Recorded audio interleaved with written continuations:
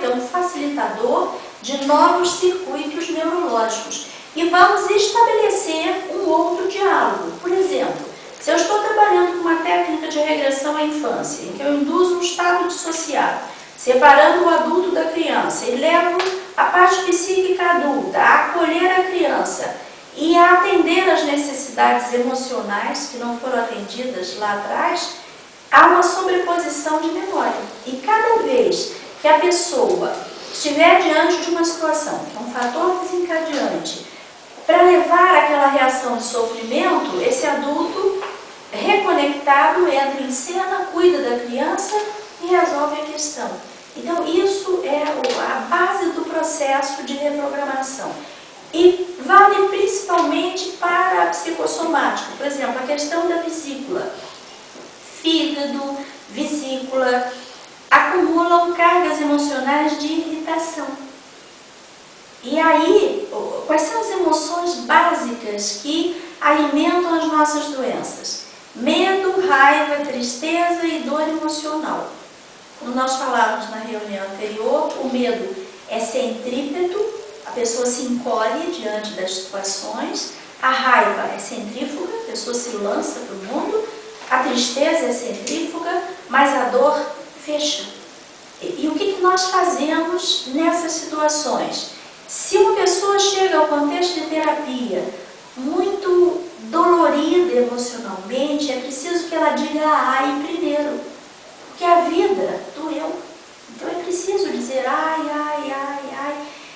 Depois de alguns minutos dizendo ai, vem a tristeza, a pessoa chora. E aí nós perguntamos o que foi mais triste? E a pessoa se lembra. Né? E depois vem a raiva, inclusive na questão da depressão. O que é a depressão? Uma definição simples, é um sentimento de impotência diante de alguma coisa que a pessoa gostaria de modificar e não sabe ou não pode modificar. Então essa raiva fica contida.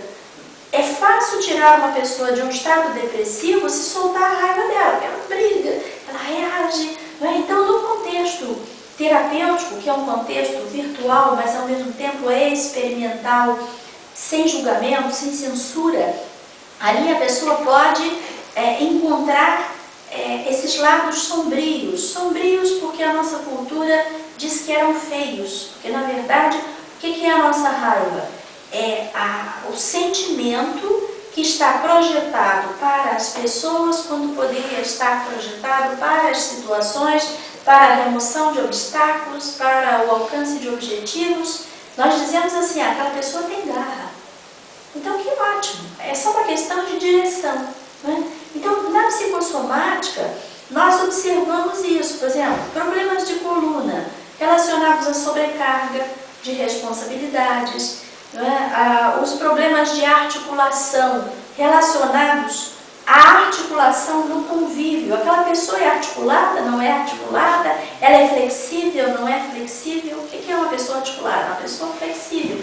Então, a rigidez faz com que surjam os problemas de articulação, as ites, né, que são as inflamações.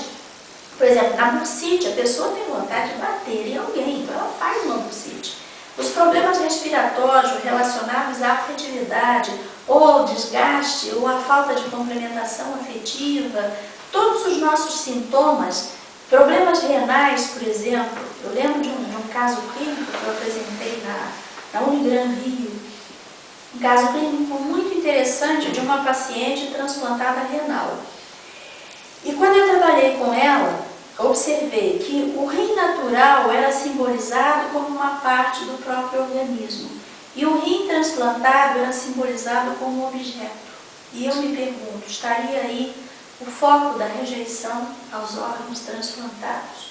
O que nós percebemos é que todo esse trabalho que nós desenvolvemos no decorrer desses anos são pontinhas de iceberg para pesquisas muito mais extensas, muito mais profundas que podem ser desenvolvidas. Né?